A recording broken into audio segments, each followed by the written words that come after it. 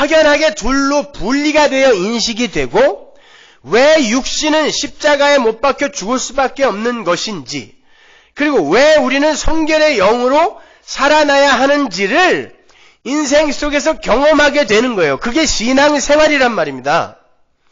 성경은 그 영의 상태가 된 인간만이 하나님이 기뻐하시는 열매를 맺을 수 있다 그래요. 영이 죽은 자는 열매 맺을 수 없죠? 맞아요? 틀려요? 맞아요. 예수님께서 나를 떠나서는 너희가 아무것도 할 수 없다라고 하신 게 바로 그 이야기란 말입니다. 예수 그리스도의 영이 들어가지 않은 몸은 에베소서의 진술대로 죄와 허물로 죽어있는 몸에 불과하기 때문에 아무리 노력해도 꽃을 피울 수도 열매를 맺을 수도 없다는 거예요. 따라서 인간에게서 하나님이 기뻐하실 만한 어떤 열매가 맺힌다면 그건 전적으로 그 인간 안에 들어가신 예수 그리스도의 영이 맺으신 것이다라는 결론이 나게 되는 거란 말이에요. 따라서 열매는 영이 맺는 거고 혼과 몸은 영에 의해 열매를 맺을 수도 혹은 맺지 못할 수도 있는 피동적이며 수동적인 개념인 거예요. 그렇다면 영도 내 거니까 내 영이 맺는 열매도 결국 내가 한 거 아닌가? 제가 오늘 거기에 대해서 설명해 드리고 다음 주에 연결하여 왜 성경에 그렇게 많은 상급이라는 이야기들이 나와 있는지에 대해서 명확히 설명해 드릴게요. 왜 성경에 상급이라는 단어가 나와 있는데 상급이 없다고 합니까? 라는 그 질문이 얼마나 우매한 질문인지에 대해서 확실히 설명해 드릴 테니까 잘 들어보세요. 저는 지금 영과 혼이 몸 안에 들어있는 어떤 독립적인 본질로서 죽을 때 몸을 떠나서 개별적으로 존재하는 무슨 귀신 같은 불멸의 혼백 같은 것으로 말씀을 드리는 게 아니에요. 여러분, 성경에 분명히 영, 혼, 몸이라는 단어가 나와요. 그러면 몸은 여기 있고 혼은 어디 있어요? 마음? 그런 소리 하지 마세요. 영은 어디 있어요? 뇌? 어디 있습니까? 아세요? 그건 철학도, 심리학도, 과학도, 의학도 밝혀내지 못하는 거예요. 지금까지.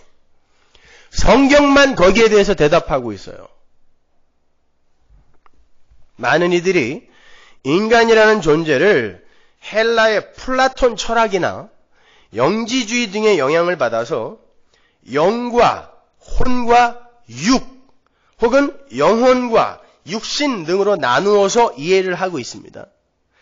그걸 굳이 2분설이다, 3분설이다 이렇게 이름을 붙여서 말하는 사람들이 있는데 그건 하나도 중요하지 않아요. 몰라도 돼요. 제가 지금 말씀드리고자 하는 건 헬라 철학이나 영지주의 그리고 동양의 혼백 사상 등이 무속신앙 등이 얼마나 인간의 이성을 잠식하고 있는지에 대해서 말씀을 드리고자 하는 거예요. 많은 분들이 인간 안에 영과 혼과 몸이 각각의 구별된 영역을 갖고 있는 독립적인 본질로 존재한다고 생각해요. 그래서 뭐 어떤 사람은 영의 예배, 혼의 예배, 몸의 예배 헛소리들 하고 앉아있는데 그건 지가 추측하여 만들어낸 이야기일 뿐이에요. 유령선이라든지 꼬마 유령 캐스퍼라든지 장화 홍련전 등의 동화나 옛날 이야기나 영화 등에도 그러한 인간들의 인간 존재론이 잘 나타나 있죠.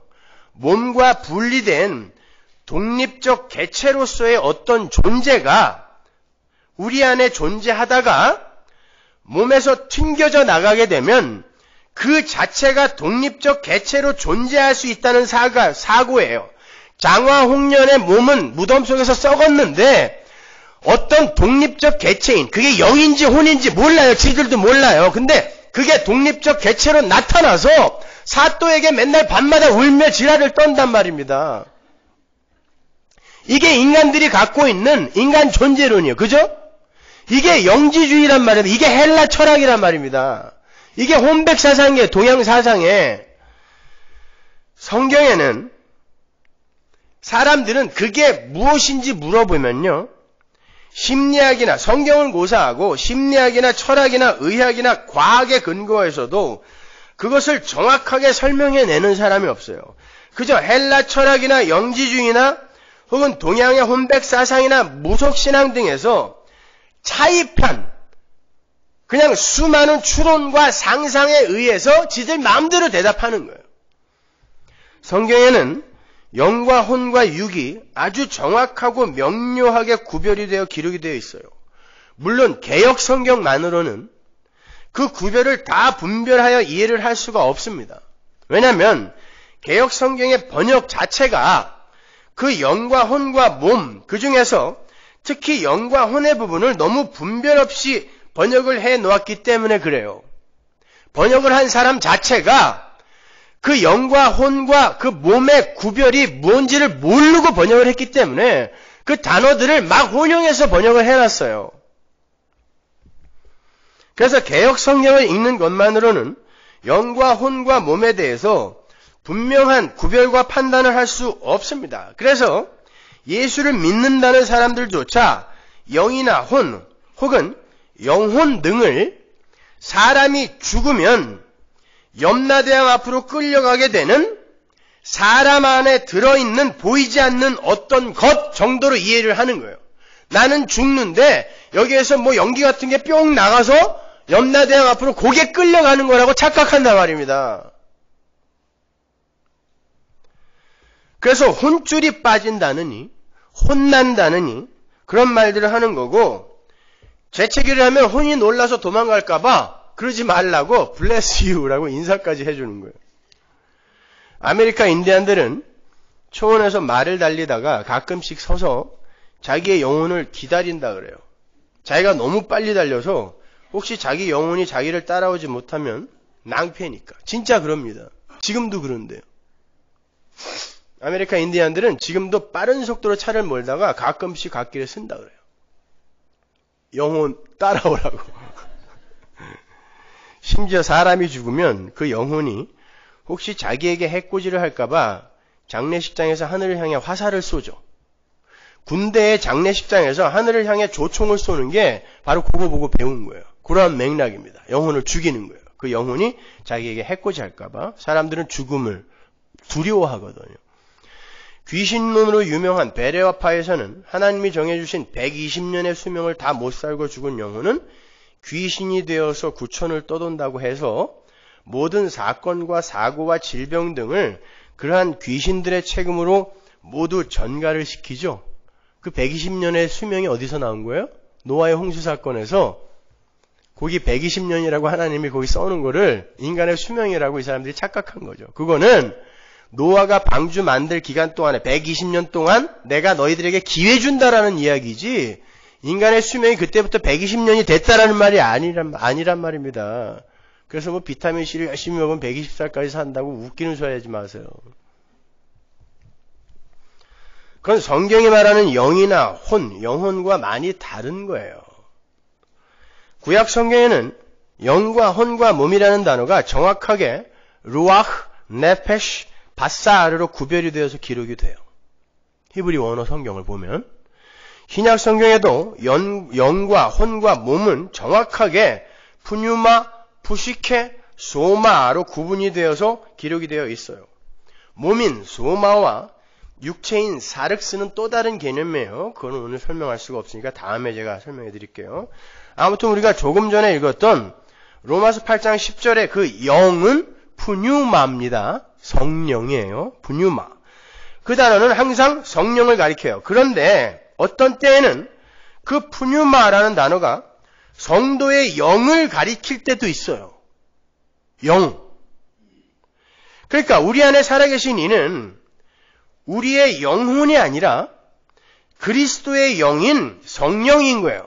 정확히 말해서 우리 성도의 영은 우리의 것이 아니면서 외부의 어떤 존재로부터 우리의 것으로 주어지고 인정이 되는 것을 말하는 거예요. 쉬운 말로 우리 인간은 예수 그리스도를 만나기 전까지는 영이 없는 상태예요. 그걸 영이 죽었다라고 이야기하는 거예요. 예수를 만나기 전에, 성령 받기 전에 모든 인간의 영은 죽었다고 그러죠.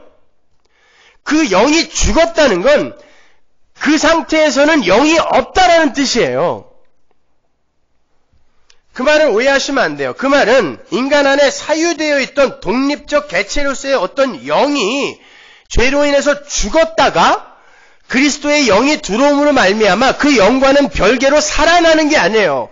그럼 우리 안에 영이 두 개가 있어야 돼요. 성령, 살아난 우리의 영. 그거 아니란 말입니다. 성경에서 말하는 영은 한 가지밖에 없어요. 한 단어로만 사용해요. 푸뉴마, 루아흐. 그리스도의 영이 들어오시게 되면 인간은 비로소 영에 속한 사람이 되고 그 영을 하나님을 감지하고 그 영은 하나님을 감지하고 그분과 교통할 수 있는 능력으로 여겨지는 거예요. 보여지는 거예요. 우리에게. 인식이 되는 거예요. 우리에게. 그건 우리 안에 성령이 임하셨을 때만 가능한 거예요. 그러니까 하나님을 알지도 못하고 하나님과 교통도 할 수 없는 세상 사람들은 영이 없는 거란 말입니다. 여기 어디 있는데 죽어 있는 게 아니라니까요. 영이 없는 거예요. 혼은 또 다른 개념을 담고 있는 거고요. 요한복음 3장 6절 보세요. 육으로 난 것은 육이요 성령으로 난 것은 영이니. 여기서 성령, 영 이게 똑같이 푸뉴마예요. 다른 단어 아니에요. 성령으로 난 건 영이다 해서 이 성령과 영은 같은 단어란 말입니다. 성령으로 난 게 성령이다 이렇게 이야기하는 거예요. 이렇게 성도의 영은 이렇게 성령의 가입으로 비롯되는 게 영이에요. 그걸 예수님이 성령으로 낳는 것이라고 표현을 한 것뿐이에요.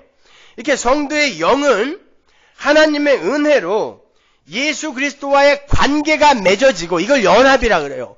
관계가 맺어지고 성령의 역사로 말미암게 되는 하나님과의 교통이 가능하게 된 그 상태를 영이라고 하는 거예요. 내 안에 어떤 영이라는 게 존재해서 그게 죽었다가 살았다가 하는 게 아니라 하나님의 은혜로 말미암아 예수 그리스도의 영이 우리 안에 들어와서 우리가 하나님과 교통하게 될 수 있는 그 상태를 영이라고 하는 거예요. 영. 최영 말고 영. 독립적이고 개별적인 어떤 존재가 아니란 말입니다. 바로 그들이 살아있는 자들이고 그들만이 그리스도의 은혜로 열매를 맺게 되는 거예요. 그리스도가 들어옴으로 말미암아. 그게 창세기 2장 7절에 생기, 루와흐, 성령이죠. 생기를 받고 생령이 된 아담의 모습에서 원시 모형으로 그림으로 그려져 있는 거예요. 루와흐가 들어가기 전에 아담은 네페시였어요. 그게 혼이라는 단어거든요. 조금 이따 제가 설명해 드릴게요. 그 네페시는 스스로 살아서 움직일 수 있는 존재인데 거기에 루와흐가 들어가니까 생명이 되는 거예요. 그 상태를 영이라고 하고 그들을 하나님의 백성이라고 하는 거예요. 그러니까 하나님 나라에 영혼이 간다라는 건 우리 이 몸뚱이 말고 우리 안에 들어있는 어떤 연기 같은 뭐 이상한 혼벽 같은 거 이런 게 가는 게 아니라 내가 가는 거예요. 전인적인 존재로서의 내가 가는데 그 내 안에 그리스도의 영이 들어와서 나와 연합이 되어서 하나님과 관계 있는 자로 되어 간다라는 의미에서 영이 간다라고 이야기하는 거란 말입니다. 조금 더 구체적으로 예를 들어서 설명해 드릴게요. 고린도전서 15장 45절 보세요. 기록된 바 첫사람 아담은 산 영이 되었다 함과 같이 마지막 아담은 살려주는 영이 되었나니. 여기에서 첫사람 아담에게 쓰인 영이라는 단어와 마지막 아담이신 예수님에게 쓰인 영이라는 단어는 다른 단어예요. 첫사람 아담에게 쓰인 단어는 우리가 흔히 혼이라고 번역을 하는 푸시케, 네페시예요. 혼. 그리고 마지막 아담이신 예수님에게 쓰인 영은 푸뉴마, 루와흐란 말입니다. 다른 단어예요. 이 부분은 사도 바울이 창세기 2장 7절에 그 생명의 부분을 인용해다 쓴 거거든요. 산영이 되었다라는 그 단어가. 근데 바울이 그 단어를 살아있는 영이 아니라 살아있는 푸시케, 즉 살아있는 혼이라고 이야기한단 말이에요. 따라서 창세기 2장 7절에 그 생명도 살아있는 영이 아니라 살아있는 혼이 되어야 맞죠? 그래서 거기에 쓰인 단어도 루아흐, 생기가 들어갔더니 그가 하이 네페시 하야, 살아있는 혼이 되었다라고 이야기하는 거예요. 그걸 성경이 그냥 개역성경이 생영이라고 번역을 했기 때문에 우리가 그냥 영이라고 생각하는데 아니에요. 살아있는 혼, 그러니까 살아있는 혼에 성령이 들어가서 이게 하나님과 관계 있는 존재가 비로소 되었을 때 그걸 영이라고 하는 거예요. 그 상태를. 창세기 2장 7절 보세요. 여호와 하나님이 흙으로 사람을 지으시고 생기를 그 코에 불어넣으시니 사람이 생명이 된지라. 하나님께서 흙으로 사람을 지으시고 이게 몸입니다. 몸. 그리고 그걸 살아 움직이게 하셨어요. 그게 혼입니다. 네페시예요. 짐승들이 죽은 흙이었을 때는 움직이지 못했죠. 근데 하나님이 창조의 능력을 가하시자 생기는 안 들어갔는데 지들끼리 살아서 날르고 뛰고 했단 말입니다. 그 상태를 네페시, 혼이라고 하는 거예요. 숨, 생명이 들어간 거. 물론 육적인 생명이에요. 그게 들어가서 움직이고 뛰고 나르는 상태를 혼, 네페시라고 하고 거기에 루와흐가 가입을 하게 되면 그 상태가 영이 되어서 요들이 하나님과 교통하는 하나님의 백성이 되는 거란 말입니다. 그게 성경이 말하는 영, 혼, 몸인 거예요. 여러분 안에 어떤 이상한 게 이렇게 들어있다가 죽으면 쏙 빠져나고 이게 아니란 말입니다. 그게 헬라 철학이에요. 그게 영지주의입니다. 그게 동양사상의 혼백사상인 거예요. 성경에는 그렇게 이야기하지 않아요.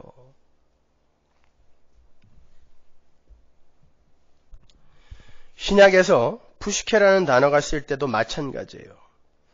그러니까 혼, 네페시라는 건 인간의 몸 안에 들어있는 보이지 않는 혼령 같은 게 아니라 하나님의 창조의 권능 아래에서 숨, 즉 목숨을 갖게 된 모든 피조물들을 가리키는 단어예요. 그걸 혼이라 그래요. 그 혼이라는 단어는 구원받은 자나 구원받지 못한 자 모두에게 주어지는 숨이에요.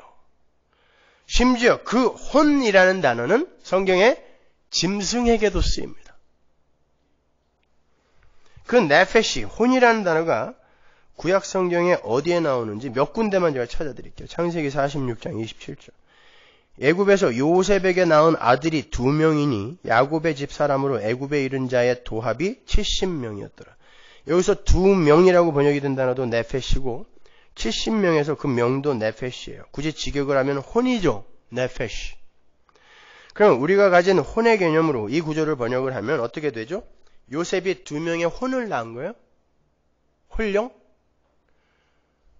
가나안에서 애굽으로 들어간 70명의 야곱의 후손이 70명의 혼령입니까? 성경은 정확하게 네페시라고 기록하고 있단 말입니다. 그들을.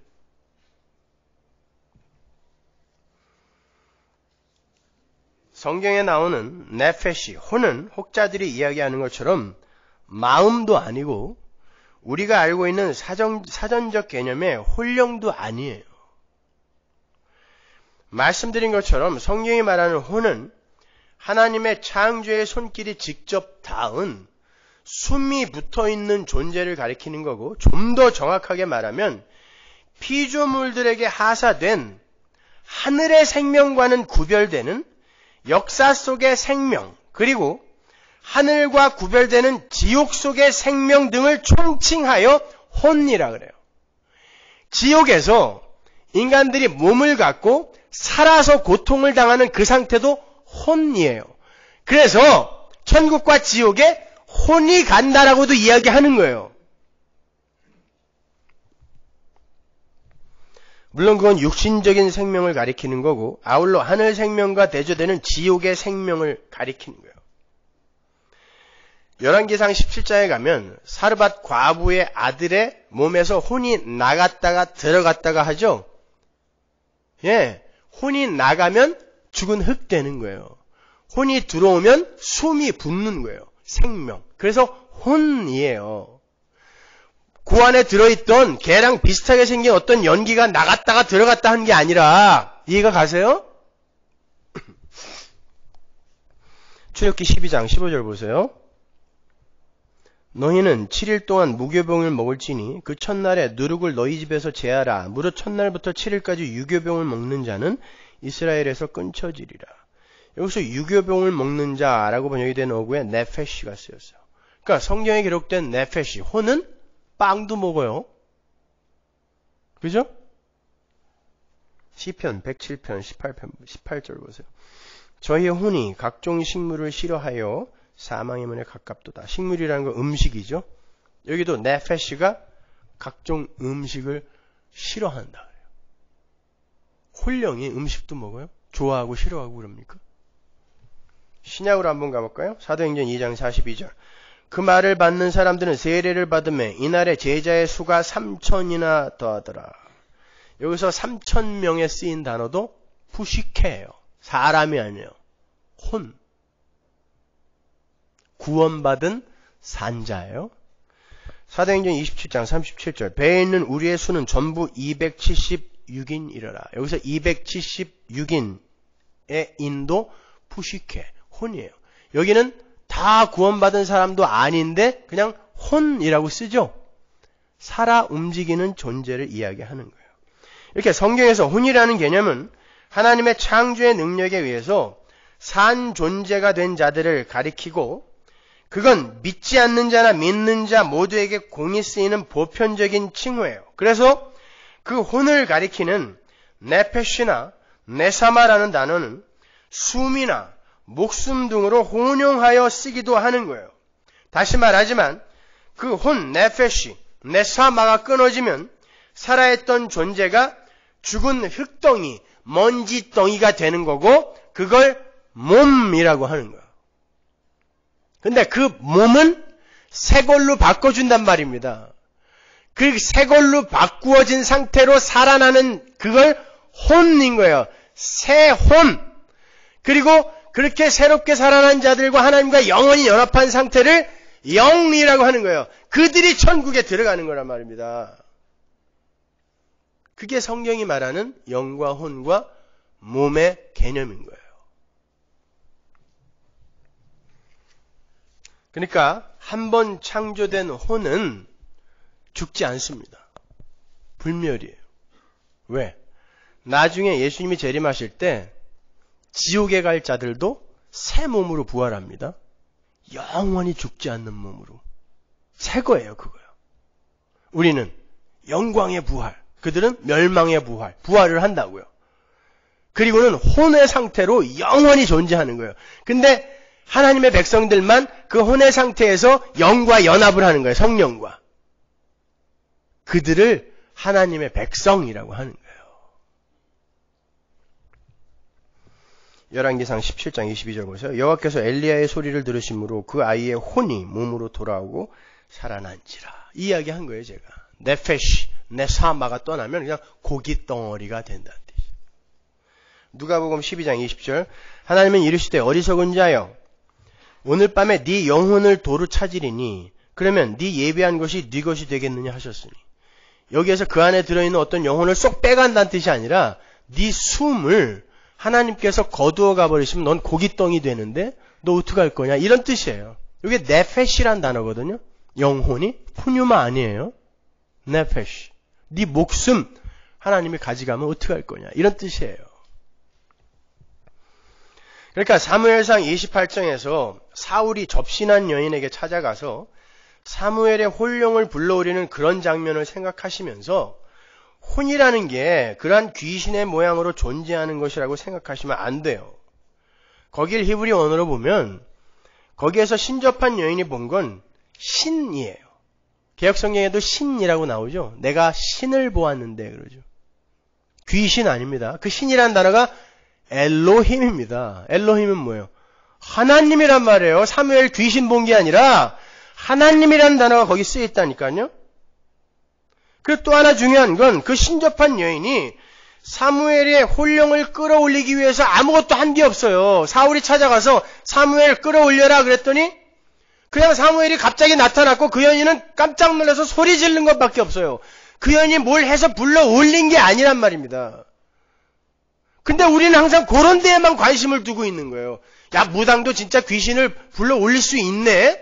죽은 자의 혼령이 올라오네? 이런 식으로 생각하는 거예요. 그 이야기의 초점은 거기에 있는 게 아니에요. 거기에 나타난 건 사무엘의 귀신이 아니라 그 상황 자체가 하나님의 작품이었다는 걸 보여주기 위해서 거기에 엘로힘이라는 단어가 들어가는 거예요. 그 엘로힘의 하나님께서 그 일을 주관하셨다. 거기에서 사무엘의 혼령 같은 것이 올라와서 사울을 막 야단치고 그냥 갑니다. 무당이 귀신을 불러 올릴 수 있다는 거나 이미 죽은 자가 이 땅에 다시 내려올 수 있는가 등의 초점이 있는 게 아니라 자기의 안위와 유익을 위해서 인간이 얼마나 더럽게 추악하게 추락할 수 있는가, 그리고 그러한 자들을 향한 하나님의 진노가 얼마나 큰 것인가에 대한 초점이 있는 거예요. 사무엘이 죽자 신접한 사람들과 박수들을 다 쫓아내놓고 정작 블레셋 사람들이 또 자기를 포위하니까 무당을 찾아가더란 말입니다. 사울이 그걸 야단치는 거예요. 지적하는 거예요. 거기에서는 귀신이 나타났다 아니다 거기에 관심이 전혀 없는 거란 말입니다. 죽은 인간의 혼령으로서의 귀신은 없어요. 하나님의 장중 안에서 쏙 빠져나가갖고 구천을 떠돌 수 있는 혼령은 단 한 개도 없어요.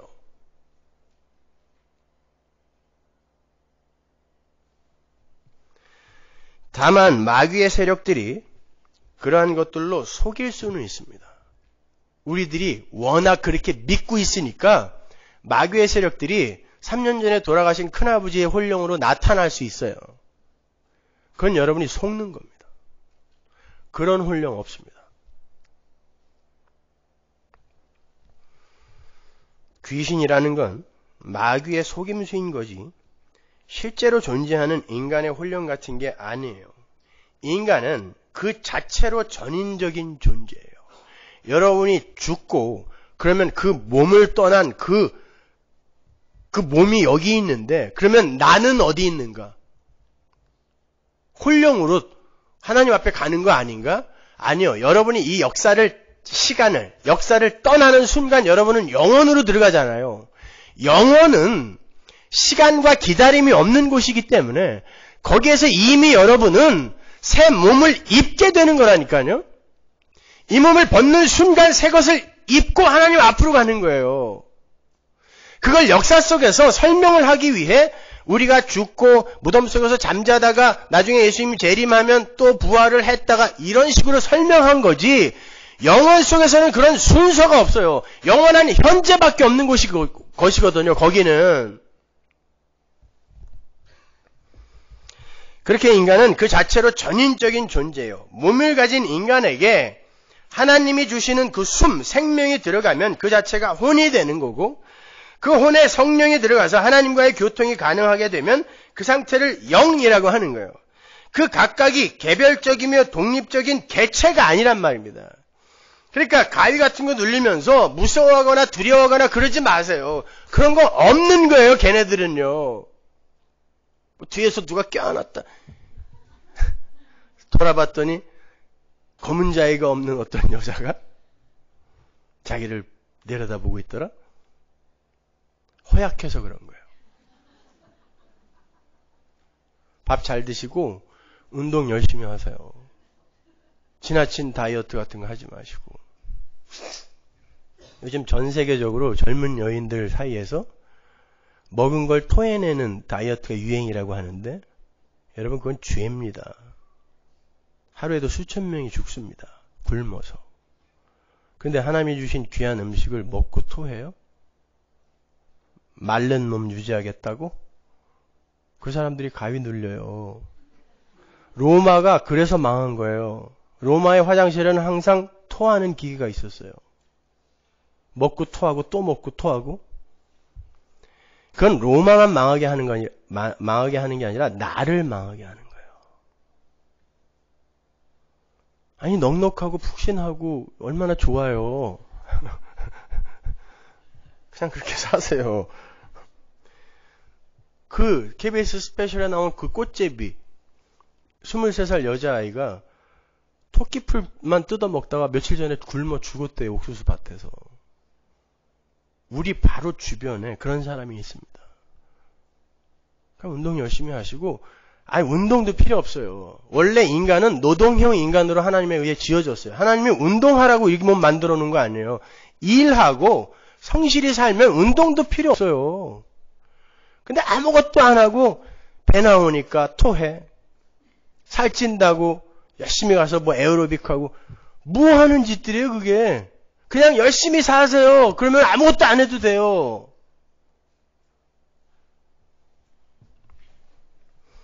그러니까 성도 안에 성도가 소유한 영이 있는 게 아니라 성령의 임재로 인해서 하나님의 것으로 편입이 된 그 사람을 영에 속한 사람, 영이 살아난 사람, 혹은 그냥 영 등으로 지칭하는 거고, 그를 성령이 낳은 영이다라고 부르는 것이며, 그들만이 그 영의 상태에서 하늘 임금이 원하시는 열매를 맺을 수 있는 거예요.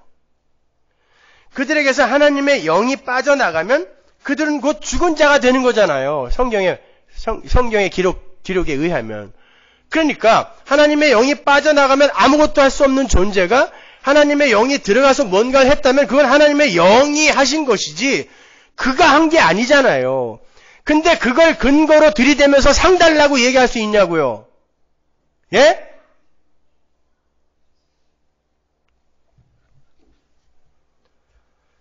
우리는 종국에 가서 하나님, 재물로는 절대 하나님이 기뻐하시는 재물이 될 수 없습니다. 그래서 하나님께서 우리에게 진짜 재물, 진짜 열매이신 예수님을 주신 거군요. 저는 죄인 중에 괴수일 뿐입니다. 라는 이 고백을 하늘 임금에게 내놓아야 되는 거예요. 그래서 하나님 나라의 완성이 되어 머물고 있는 하나님의 백성들을 영이라고 하지 않고 살아있는 혼, 네페시, 하나님의 보좌의 영향력, 하나님의 은혜의 영향력 안에 들어와 있는 살아있는 네페시라고 하는 거예요. 그것 자체가 영이니까 인간 자체를 살아있는 영이라고 하지 않는단 말이에요. 계시록 6장 9절. 다섯째 인을 떼실 때 내가 보니 하나님의 말씀과 저희의 가진 증거를 인하여 죽임을 당한 영혼들이 제단 아래에 있어. 이게 푸뉴마가 아니라니까요. 푸시케란 말입니다. 하나님에 의해 생명을 받은 하나님의 백성들이 하나님의 보좌 앞에서 하나님의 그 은혜의 영향력 아래 들어와 있는 거예요. 그 상태가 영이기 때문에 이들을 살아있는 푸시케, 혼이라고 이야기하는 거예요. 영이라는 그 독립적인 객체를 우리가 갖고 있는 게 아니라니까요. 그 상태와 관계를 영이라고 한단 말입니다. 성경이요. 바로 그러한 영의 상태를 처음 보여주고 가신 분이 예수님이에요.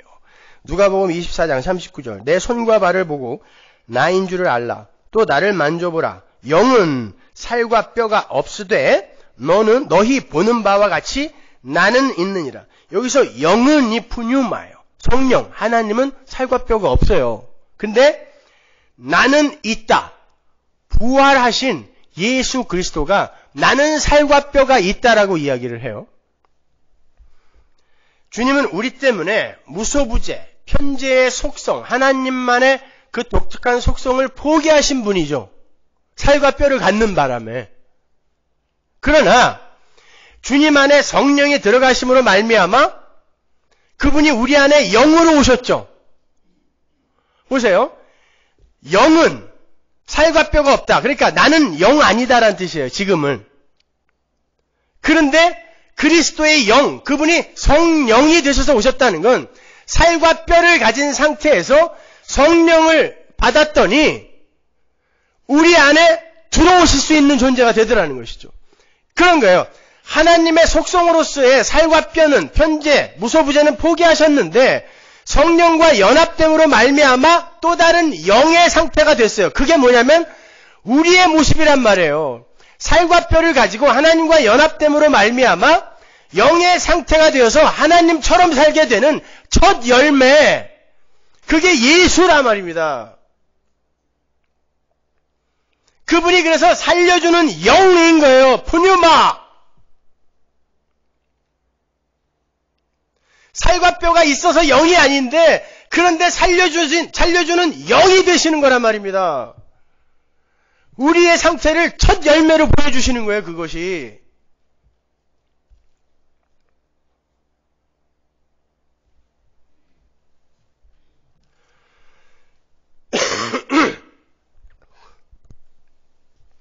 예수님이 첫 열매라는 건 그렇게 살과 뼈를 가지신 존재로 성령과 연합하여 하나님이 기뻐하시는 언약의 성취자가 되신 그 예수 자체가 첫 열매, 그 자체가 열매라는 거죠.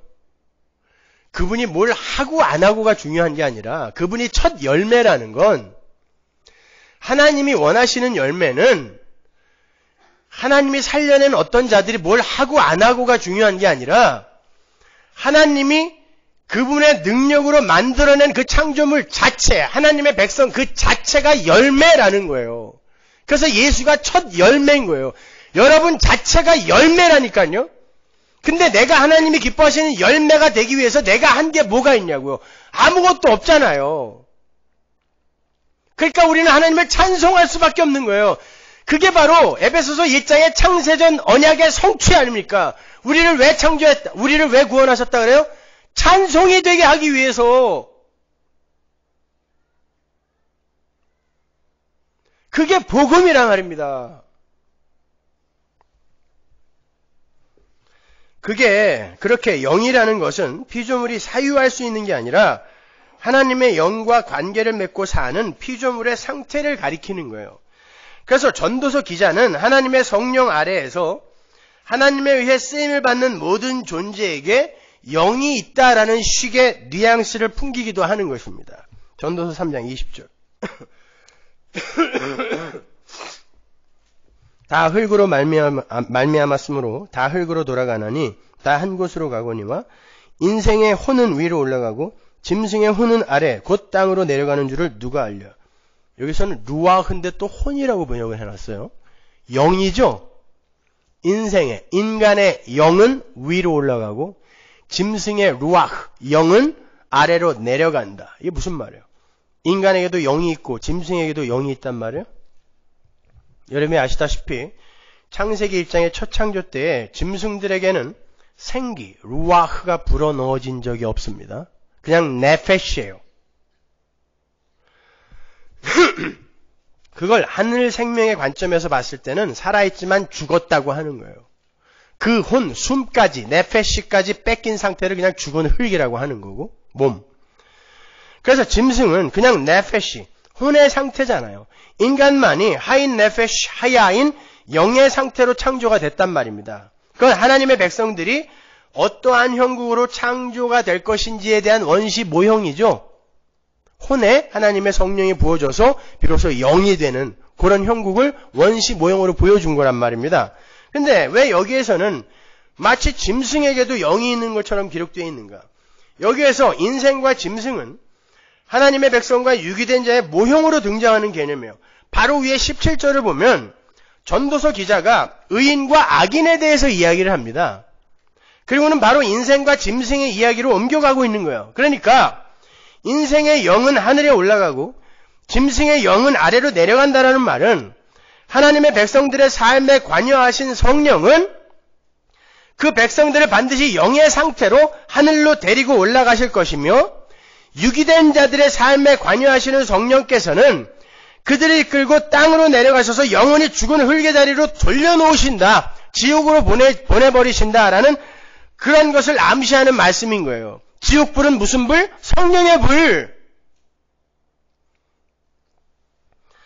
그건 멸망이라고도 하고 지옥이라고도 하고 사망이라고도 불러요. 그것이 모두 성령의 장중에서 일어나는 것이기 때문에 인생의 영, 짐승의 영 등으로 표현을 하는 거예요. 그러나 그러한 모든 것을 이 역사 속에 갇혀있는 인생이 어찌 포착하고 이해를 할 수 있느냐, 이게 누가 알랴인 거예요.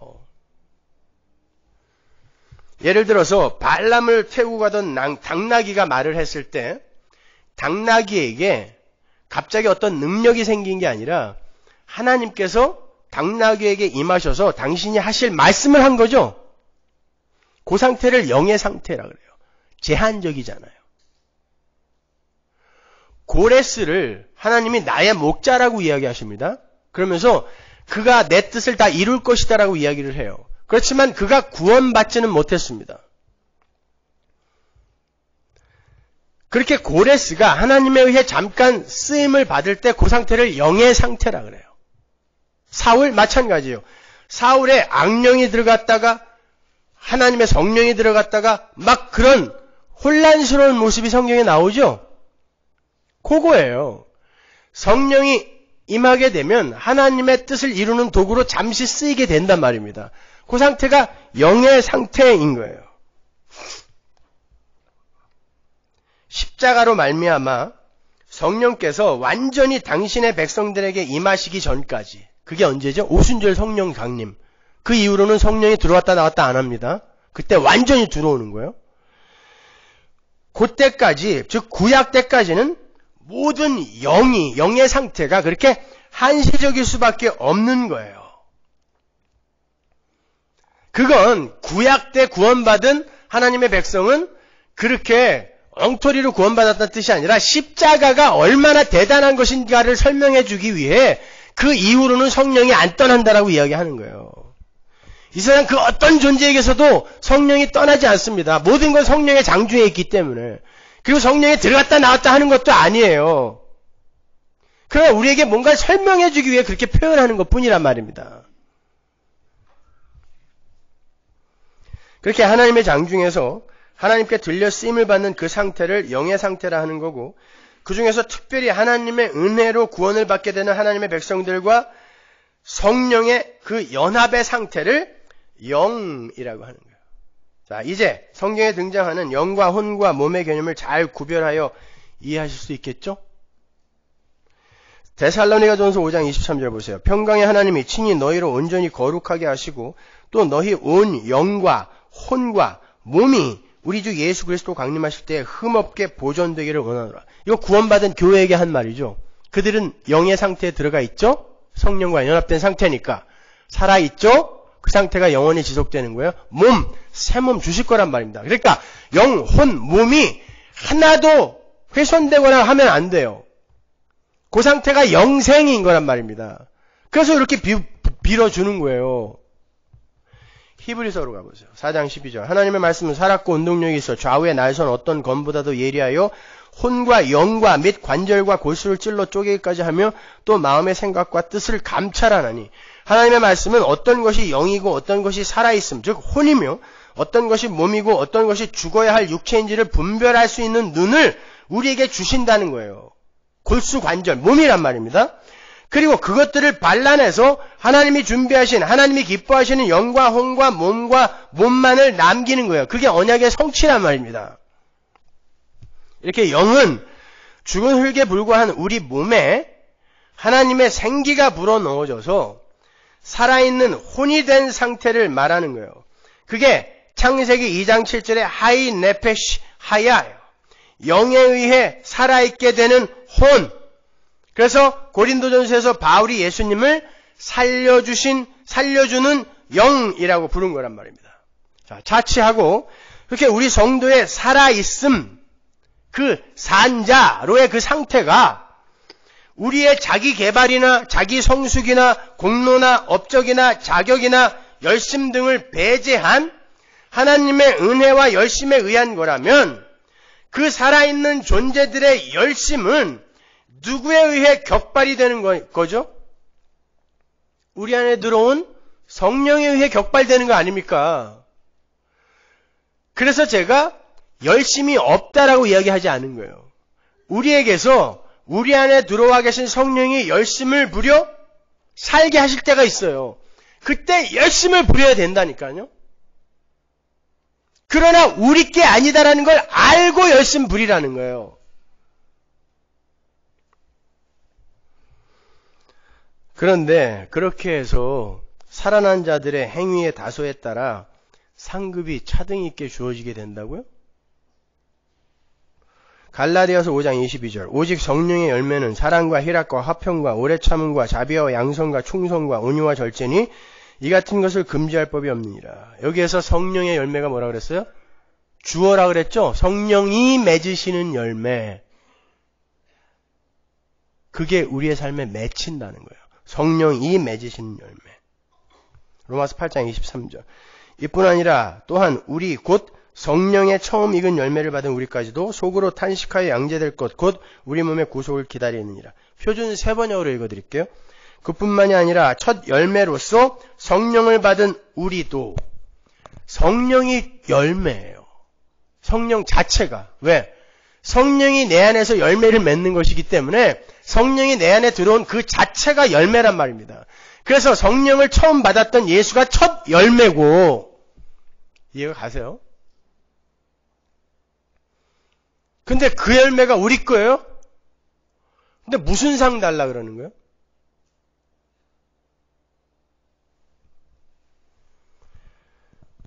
이렇게 우리에게 맺히는 열매는 성령이 맺으시는 거고 그래서 성령 자체가 열매인 것이며 그래서 그 성령, 즉 그리스도의 영이 바로 우리가 맺어내야 하는 의요, 거룩함이요, 지혜요, 구속함이라고 하는 거예요.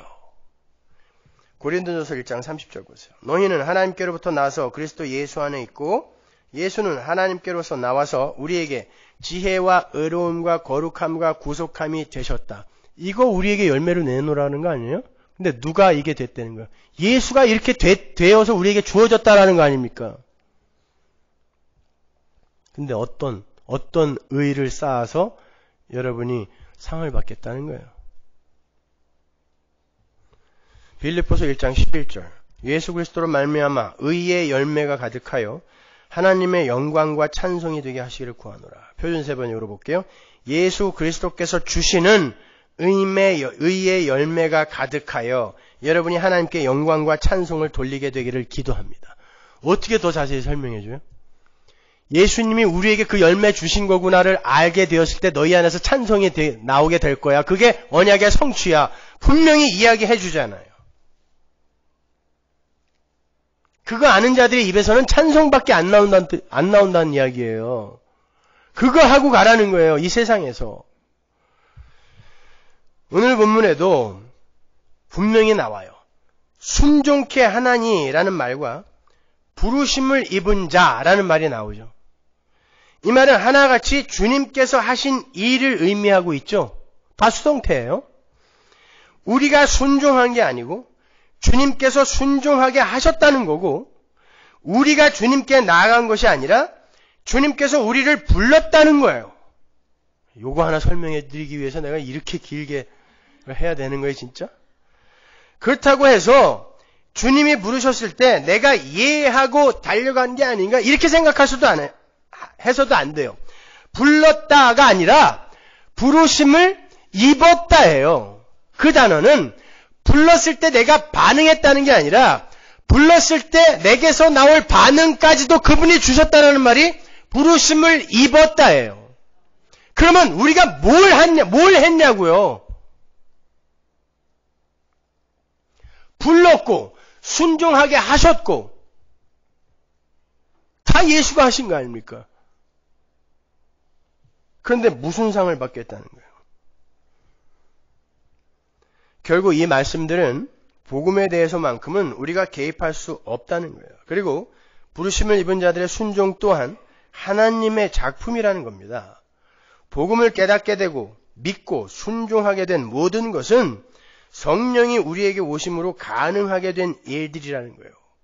성도가 예수님을 구세주로 영접하고 그분께 복종하게 된 모든 사건들이 성령이 하신 일이에요. 그래서 항상 말씀드린 바와 같이 신자의 할 일은 주님이 하신 일에 대해서 감사하고 기뻐하고 찬송하는 것밖에 없는 거예요. 그래서 요한계시록에서 24장로가 계속 면류관을 벗어서 하나님께 돌려드리는 거예요. 내가 한 게 뭐가 있다고 자꾸 이거 씌워주세요. 아니에요. 가져가세요. 가져가세요. 내 거 하나도 없어요. 그걸 바울이 고린도전서에서 불 가운데서 얻는 구원, 부끄러운 구원이라고 하는 거예요. 이 세상 그 누구도 부끄럽지 않은 구원 받는 사람 하나도 없어요. 왜? 내가 한 게 아무것도 없는데 하나님이 날 구원해줘서 다 부끄러운 구원 받는 거예요.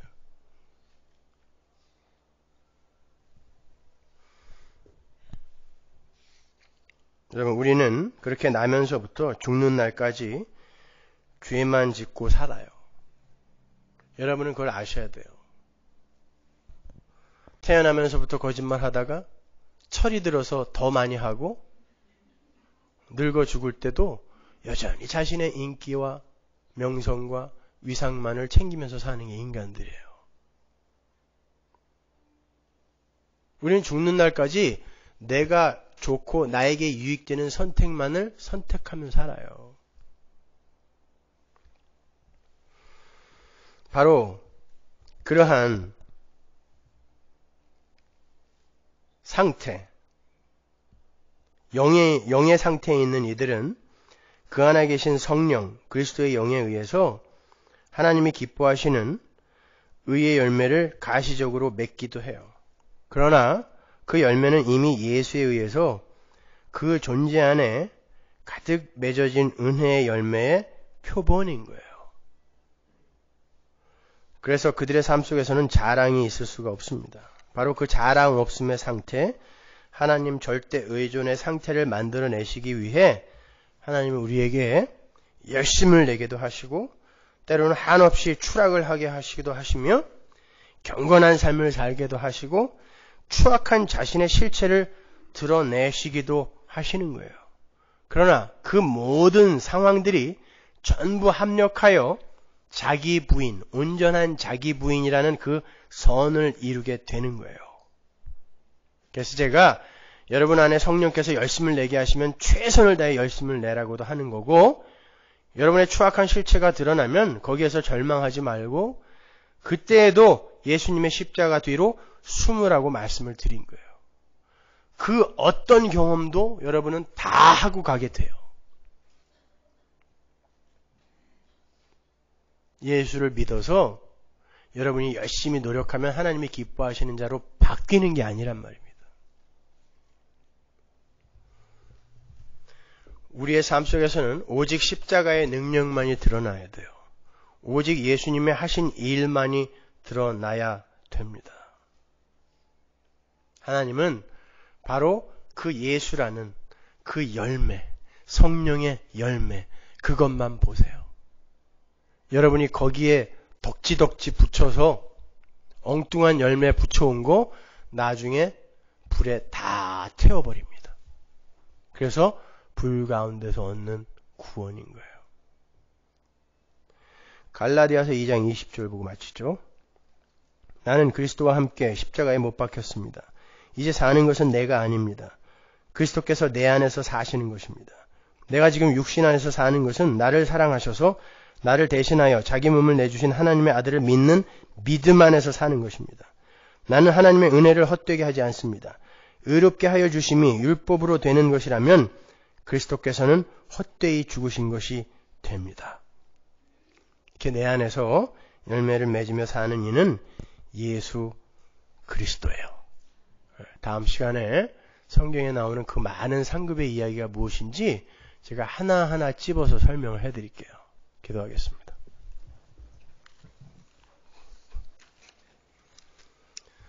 하나님 은혜를 감사합니다. 우리는 예수를 믿는다고 하면서 또 수십 년간 성경을 공부했다고 하면서 우리는 이러한 기초가 여전히 기초에 대한 정의도 내리지 못하고 있는 그런 실정입니다. 그런데 우리가 어떻게 하나님을 압니까? 어떻게 하나님의 계시를 부탁합니까? 아버지 하나님, 하나님의 은혜만을 의지하여 더 낮아지게 하시고 십자가 뒤로 더 꽁꽁 숨게 하여 주옵소서. 예수님의 이름으로 기도합니다. 아멘.